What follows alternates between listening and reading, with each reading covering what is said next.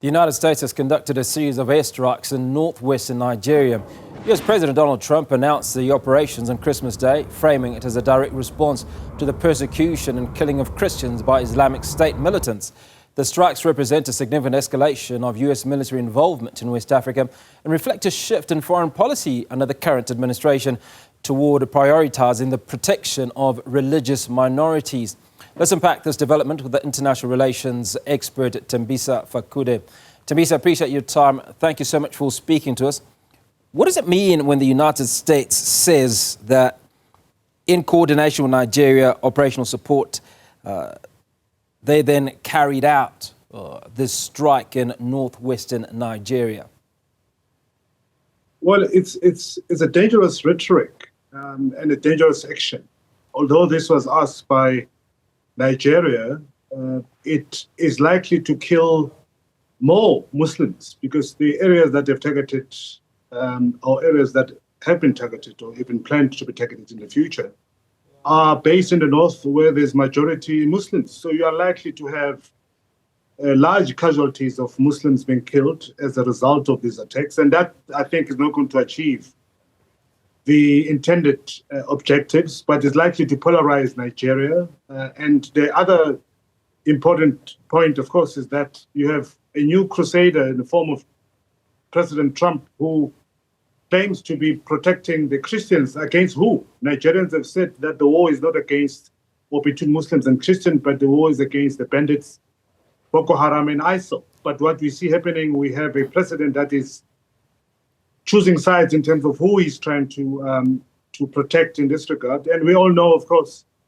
that those that have been affected by the scourge of violence, abductions, and terrorism in Nigeria has been, by and large, Muslims under the terrorism of Boko Haram.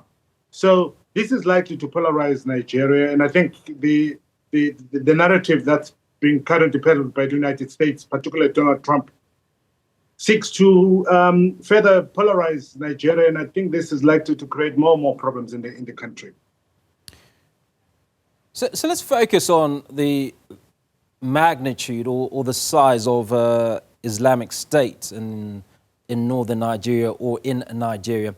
Does it warrant this sort of mass response, right? Because unfortunately, the bombings of any nature have mass casualties, right? It's very different to sending in troops that will attack specific individuals that are in a specific location.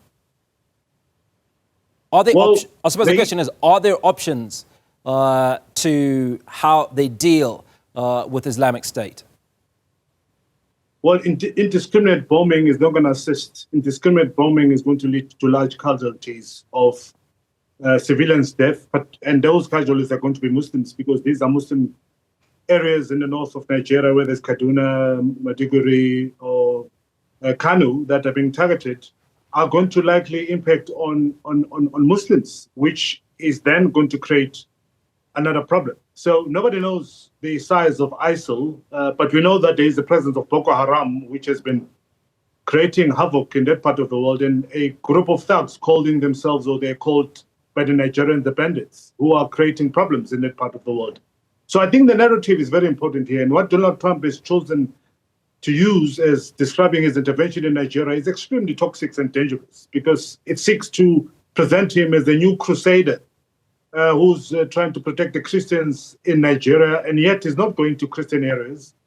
He's bombing the Muslim concentrated areas. That's the first point. But of course, we all know why the United States is there. The United States is there because it wants to secure certain oil concessions with Nigeria.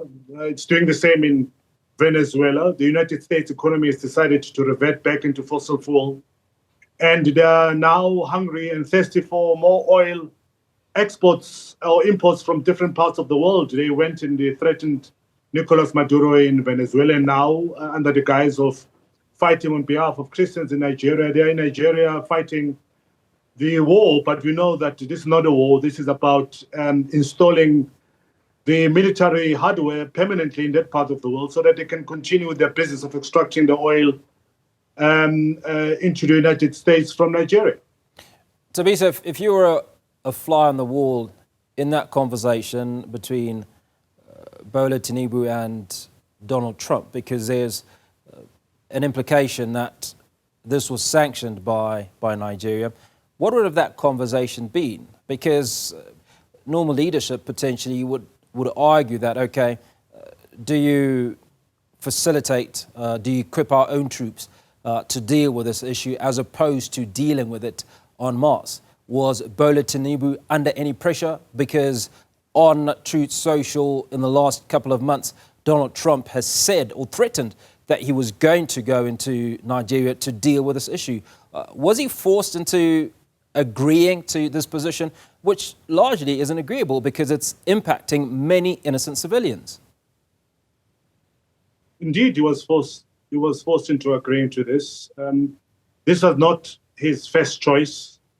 His first choice would have been to have the boots on the ground to deal with the scourge and the problems in that area, because he knows that indiscriminate bombing, or the strategy that the United States had proposed of bombing ISIL in Nigeria, northwest Nigeria, was and is going to lead to large casualties, and most of those are not going to be ISIL members. It's going to be innocent children and women in that area. So he knows that very well. But of course, he was put in a corner by Donald Trump, who wants to come into Nigeria, whatever it takes. This has got nothing to do with the love of God and Christians. It's got a lot to do with business. Donald Trump is transactional. There's nothing called free lunch for Donald Trump. He's there because he wants to pursue business, and he wants to ensure that business continues in terms of exporting from Nigeria into the United States, oil at a different price, as it's doing, as I said earlier on, in Venezuela. So President Bola Ahmed Tinubu, by the way, is also Muslim, was put in a corner, and his hand was twisted by Donald Trump. And now he finds himself in a position, one, he needs to be assisted in terms of fighting Boko Haram and ISIL in Nigeria. As you know, many people are impacted by this, by the way, have been Muslims, particularly from Boko Haram. So he needs that help. But Donald Trump took this political opportunity, and he's now going to be pursuing his own business interests.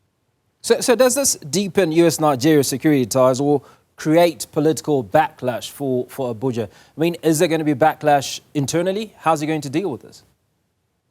Well, it's going to be backlash internally. As soon as the dust settles, at least in the next couple of hours, the numbers of civilians that have been killed by these strikes are going to come to bear. One. Number two is you already have Christians on a back foot, because most of them are saying this is not a Muslim or Christian problem. It is a terrorism and criminal problem that the government of Nigeria needs to deal with. But what Donald Trump has done, he has polarized already and continues to do so through his rhetoric and narrative that he's protecting the Christians of Nigeria. By the way, who happen to be almost the same size with the Muslims. So you've got the Christians of Nigeria that are protected by the big brother United States. And you've got Muslims at the moment who are on a back foot, and most of whom have been suffering from this for a very long time. As I've said, Boko Haram has not necessarily been terrorizing the Christian community of Nigeria. They have been terrorizing and abducting Muslims in the north. So we didn't have Donald Trump coming to assist the Christians from Boko Haram. But now we have this whisperings of ISIL also being present in Nigeria, notwithstanding, of course, that many Nigerians saying these are bandits, these are thugs, criminals, who have got nothing to do with the religion but just criminality. We have Donald Trump waving the ban of Christianity, rushing into Nigeria to protect the Christians, and this is certainly likely to backlash in Nigeria. Thembisa Fakude, appreciate your insight, and argues that Bola Tinubu may have been arm-twisted by Donald Trump into this position as bombings occur in the northwest of Nigeria.